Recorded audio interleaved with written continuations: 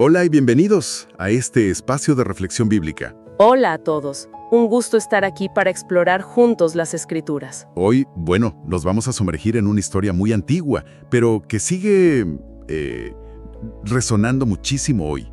La vida de Abel. Sí, el segundo hijo de Adán y Eva. Una historia breve en Génesis, pero cargada de significado. Es, digamos, el primer ejemplo claro de fe que Dios aprueba. Exacto. Y eso es lo fascinante, ¿no? Vivió hace milenios, tuvo una vida corta, trágica incluso, pero la Biblia dice que su fe todavía habla. Así es. Entonces queremos ver un poco más de cerca. ¿Quién fue Abel realmente? ¿Cómo es que desarrolló esa fe tan notable en esas circunstancias tan únicas y difíciles? Y sobre todo, ¿qué podemos aprender de su devoción hoy en día? Para entender a Abel, creo que primero hay que intentar visualizar su mundo. Un mundo muy distinto al nuestro. Exacto. Imagínalo, él era pastor, cuidando sus ovejas. Y quizás, a lo lejos podía ver como un resplandor, algo sobrenatural. Te refieres a lo que describe Génesis, ¿no? Esa entrada al jardín de Edén, ya perdida para la humanidad. Justo eso. Custodiada por querubines y esa espada como de fuego que no paraba de girar. Imagínate, un recordatorio constante. Sus padres, Adán y Eva, habían vivido allí en perfección. Pero perdieron ese hogar, esa vida, por desobedecer. Así es. Y para Abel, que nació fuera, esa no era una historia lejana. Era su realidad. La tierra misma, dice la Biblia, estaba maldecida. El trabajo era duro. Sacar el sustento costaba mucho. Espinos y cardos. Exacto. Vivir con las consecuencias directas de esa decisión debió ser muy, muy duro. El dolor, el cansancio, empezar a entender la muerte. Claro, es lógico pensar que Abel sintiera un deseo profundo, un anhelo por arreglar eso, ¿no? Por restaurar esa relación con Dios que se había roto. Ese anhelo es clave para entender su fe, creo yo. No era algo abstracto, era una respuesta a un mundo imperfecto, pero con el recuerdo vivo de algo mejor. Y luego está su familia. Su familia inmediata. Nació después de Caín. Ajá. Y los nombres ya nos dicen algo, ¿verdad? Caín, que a veces se interpreta como algo producido o adquirido. Sí, y la reacción de Eva cuando nació. Génesis dice que exclamó algo como: «He producido un hombre con la ayuda de Jehová». Suena fuerte, suena con mucha expectativa, ¿cierto? Algunos piensan que Eva pudo haber recordado esa promesa que Dios hizo justo después de la caída, la de Génesis 3:15. Esa misma. La promesa de una descendencia que vencería al que los engañó, a la serpiente. Y pudo pensar que Caín, que él era esa descendencia. Vaya, es una idea. Si criaron a Caín con esa idea, quizás fomentaron en él un orgullo, un sentido de ser especial que no era sano. Ponerle a un hijo expectativas casi mesiánicas es una carga enorme. Sí.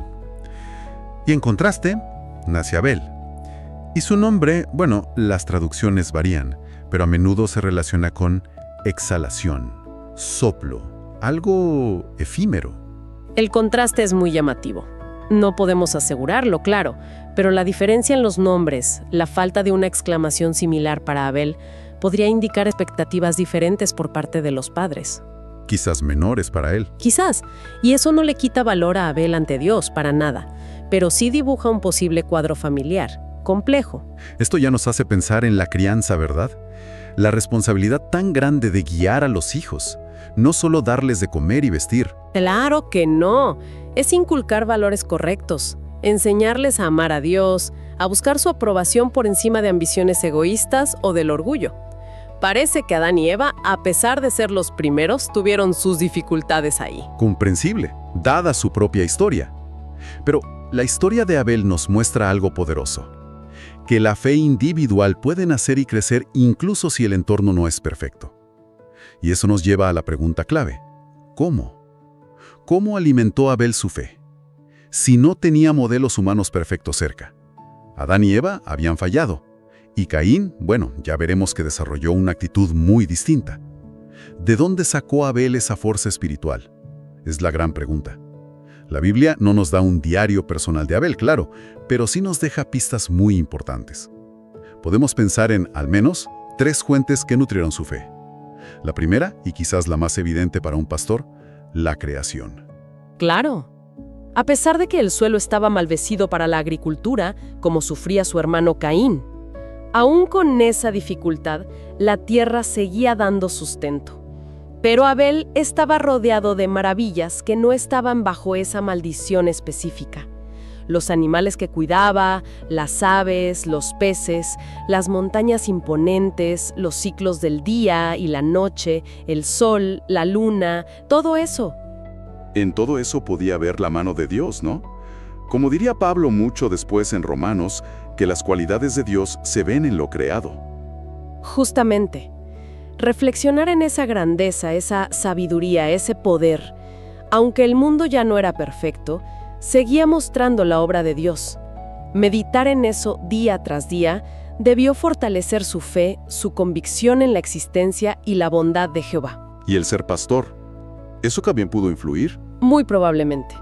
Cuidar ovejas que son tan dependientes, tan indefensas sin su pastor. Claro. Pudo hacerle pensar en su propia necesidad.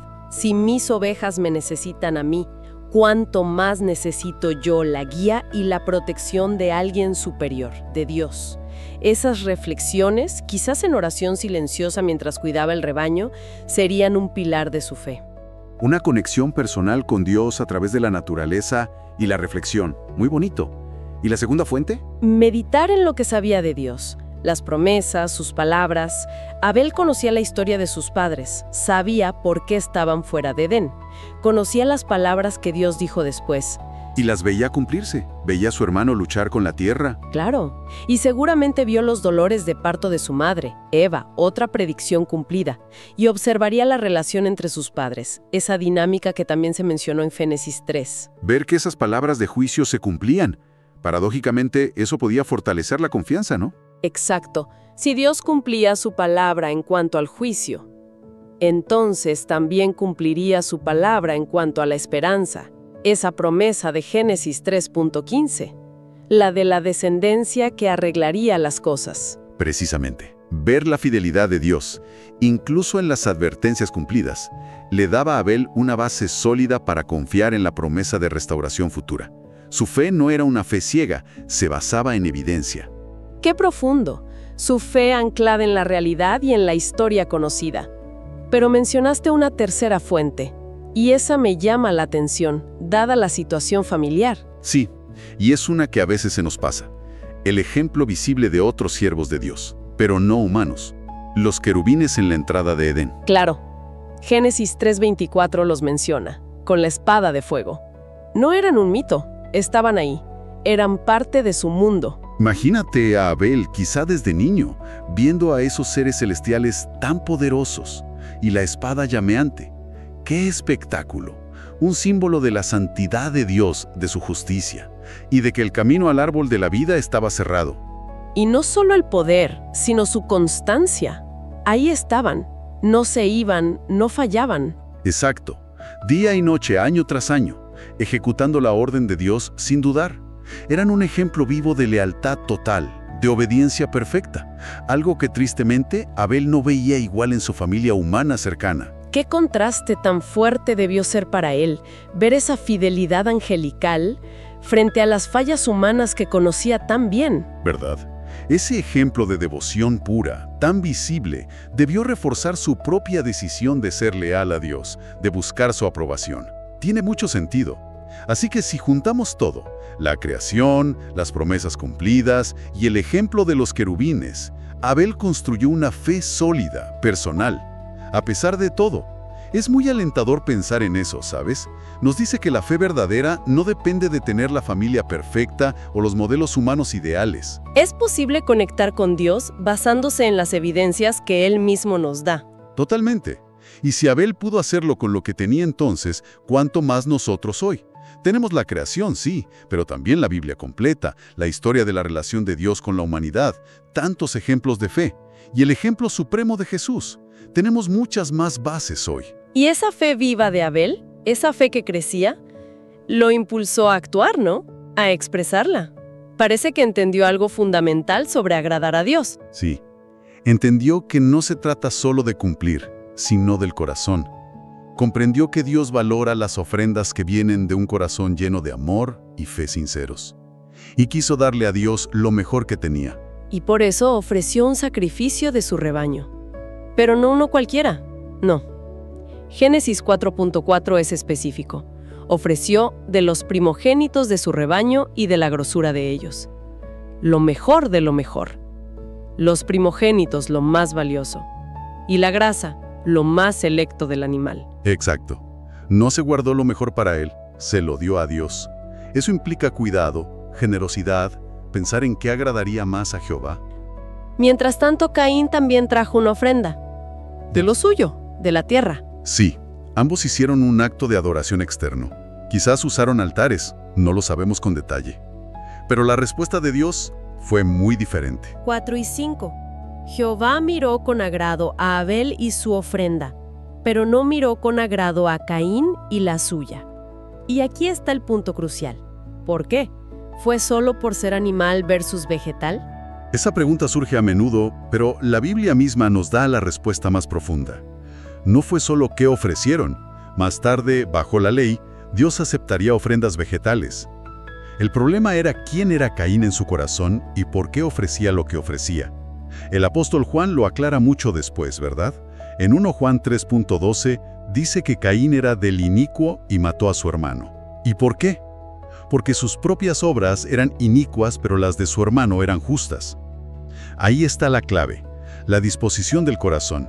La ofrenda de Abel era la manifestación externa de una fe interna, de un amor real por Dios. Su ofrenda implicaba vida, sangre derramada. Quizás Abel solo tenía una idea vaga de todo el significado que eso tendría después. Exacto.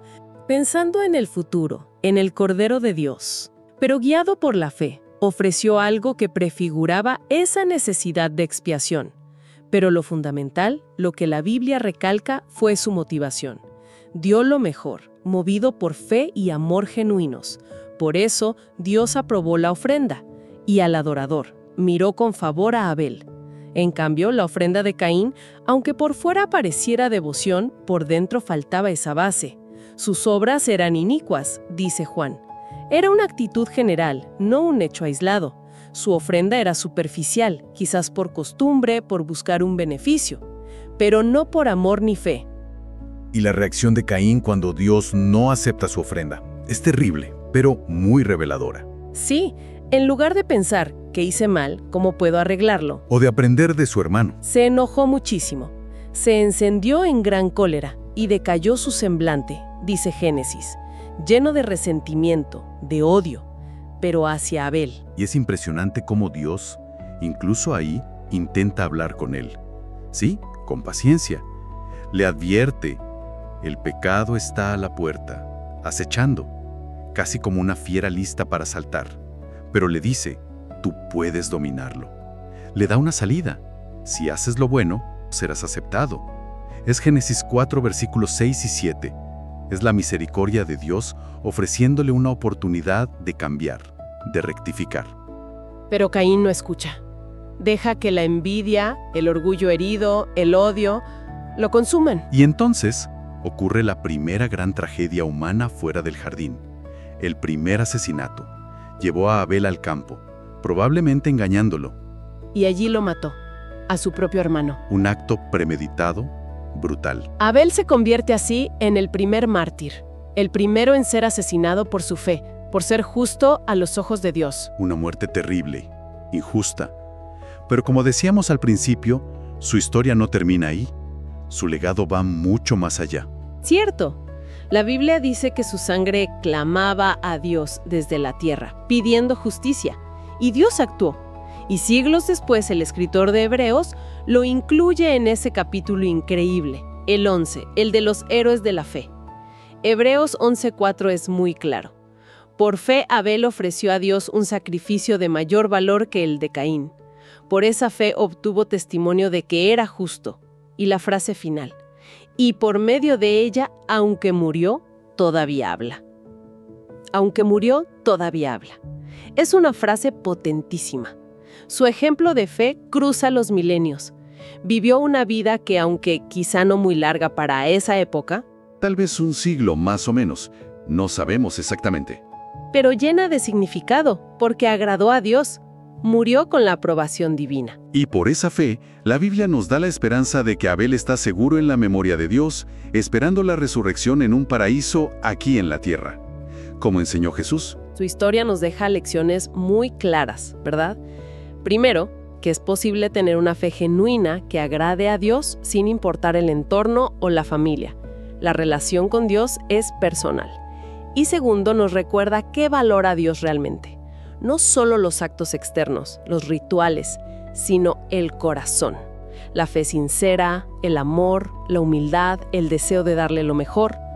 La vida de Abel, aunque corta y terminada violentamente, fue plena espiritualmente, porque su meta era vivir para Dios. Su fe dejó una marca imborrable. Y eso nos lleva casi naturalmente a una reflexión final, ¿no? Para todos los que nos escuchan. Si pensamos en Abel y su ofrenda, Sí, es inevitable preguntarse qué tipo de ofrenda le estamos dando nosotros a Dios cada día. Claro, no un sacrificio literal hoy en día, pero sí nuestro tiempo, nuestras energías, nuestros recursos, cómo adoramos, nuestras decisiones. ¿Le estamos dando lo mejor? ¿Con esa misma sinceridad? ¿Con esa fe y amor que tuvo Abel? o caemos a veces en la rutina, en la apariencia, como Caín, ofreciendo algo, pero con un corazón que no está del todo ahí, no totalmente alineado con Dios. Es algo para meditar honestamente, cada uno. Y quizás un último pensamiento. Si la fe de Abel aún habla, ¿qué nos dice hoy a nosotros? ¿Qué aspecto de su devoción silenciosa pero tan elocuente nos desafía más en nuestro mundo actual? Buena pregunta para seguir pensando. Su constancia quizás, su enfoque en Dios a pesar de las dificultades, su valor para ser diferente. Todo eso sigue siendo muy relevante. Sin duda. Bueno, muchas gracias por acompañarnos en este análisis de la fe de Abel. Una fe que perdura. Esperamos que esta conversación haya sido inspiradora y útil. Ha sido un placer, de verdad. Explorar juntos estas historias tan fundamentales es siempre enriquecedor. Invitamos a todos a seguir profundizando en la palabra de Dios. Hasta la próxima. Hasta la próxima.